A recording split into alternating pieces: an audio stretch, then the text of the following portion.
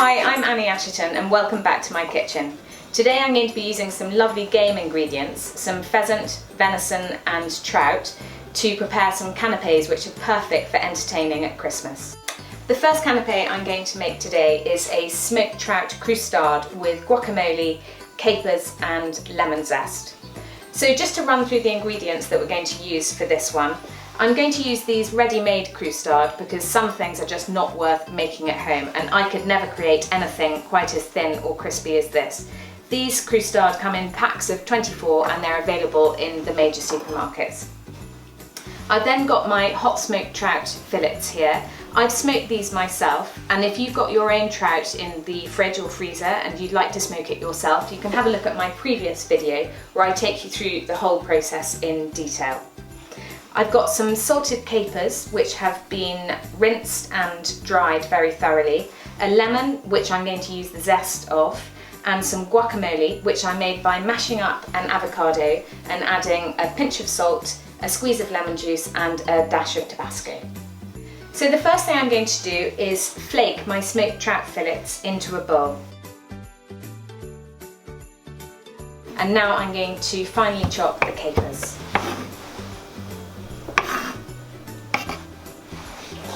So now I've chopped the capers, I'm just going to add those in to the bowl with the smoked trout.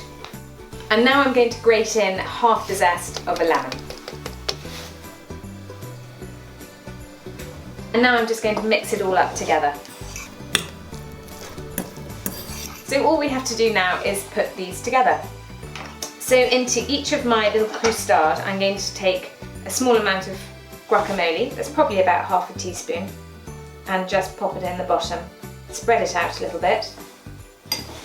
And on top of that, put some of the lovely smoked trout and caper mixture. And we're going to finish it off with just a little tiny piece of lemon zest.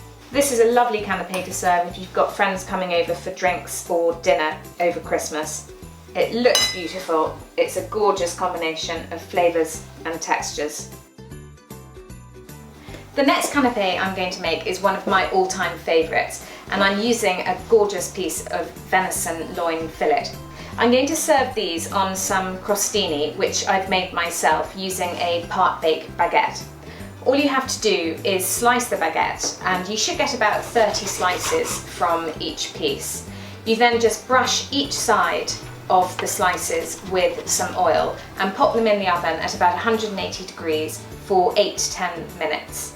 They keep really well in an airtight container, but do make sure that they've got a really nice golden brown colour so that they stay really crisp.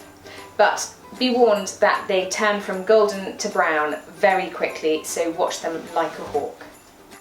The other bits and pieces you'll need for this is some creme fraiche, some creamed horseradish, a small slice of lemon and some flat leaf parsley.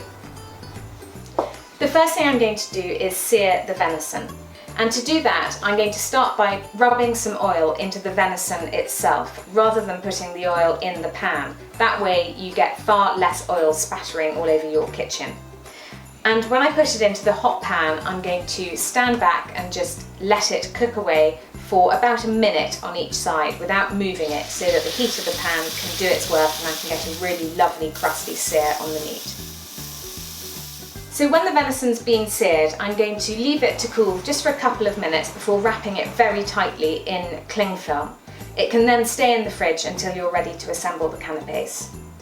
So now the venison has cooled, we're ready to assemble these canapés. So the first thing I'm going to do is take some creme fraiche and add some horseradish. I've got about a tablespoon of horseradish to 100 ml of creme fraiche, but really make it as strong as you like. You'll find that as you stir the horseradish into the creme fraiche, the whole thing thickens a bit, which is great because we're going to be piping this onto the canapés. And then just going to add in a squeeze of lemon juice and a pinch of sea salt.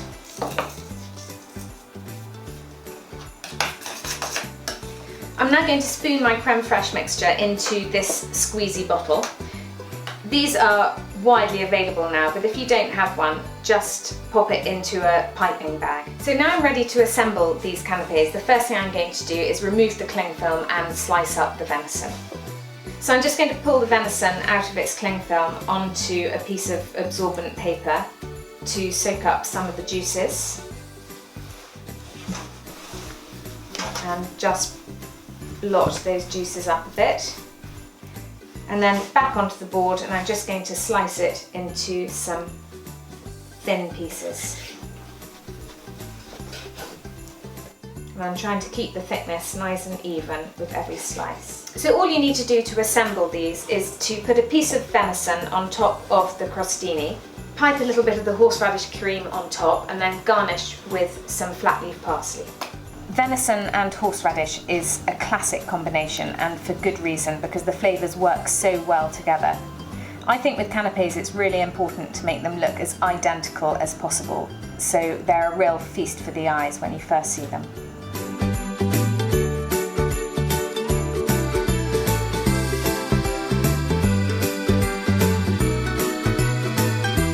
The third canapé I'm going to make today is pheasant bonbons. This is a little bit more complex than the previous two, but there's nothing difficult about it at all. It just takes up a little bit more of your time.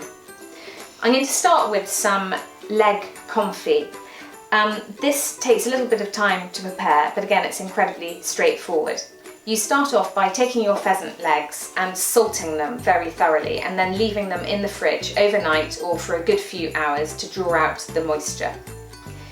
They're then put into a roasting pan and covered in fat. You can use duck or goose fat for this, that's absolutely ideal, but any sort of vegetable or rapeseed oil would work very well too. They then go into the oven at a low heat, about 140 degrees, for around 3 hours. It's really nice to add some aromatics into the mix as well, so some juniper berries, some peppercorns, and perhaps some bay leaves and a couple of sprigs of rosemary would work really well. Once they've been taken out of the oven, just allow them to cool in the fat, and then they can be stored in the fridge until you're ready to use them. At that point, you just strip the meat off the bones, discarding any fat or skin, and just leave them in a bowl ready to use. So the other ingredients for these bonbons are some pheasant breast, which I've just diced up into a bowl here, some double cream, some rosemary, which I'm going to very finely chop, and then I've got some beaten egg and some fresh breadcrumbs. So the first thing I'm going to do is to finely chop my confit pheasant leg. You could do this in a food processor, but I think it's much nicer to do it by hand so that you can keep a nice bit of texture in the mix. So I've chopped my confit pheasant leg up fairly finely, and the next process is to make the mousse, which is going to bind the bonbon together. So I've got 120 grams of breast meat, and I'm going to blend that with 120 grams of double cream. So to assemble the bonbon mixture, I'm just going to put in a bowl the chopped up confit leg, the mousse made with the breast, 15 grams of breadcrumbs, and 25 grams of beaten egg, along with some finely chopped rosemary. So there's no need to add any salt to this because the pheasant is already quite salty from the curing process in the confit. So now it's all really thoroughly mixed together, I'm going to make little balls which weigh 10 grams each. You just roll them between your two hands to form a rough ball shape, and then pop them on some greaseproof paper or some cling film before chilling it all in the fridge. So the balls of pheasant mix have been chilling in the fridge for about an hour, so they're nice and firm now and they're ready to pane. So I've got here some dishes of plain flour, some beaten egg and some breadcrumbs, and I'm just going to roll them in each of those in turn.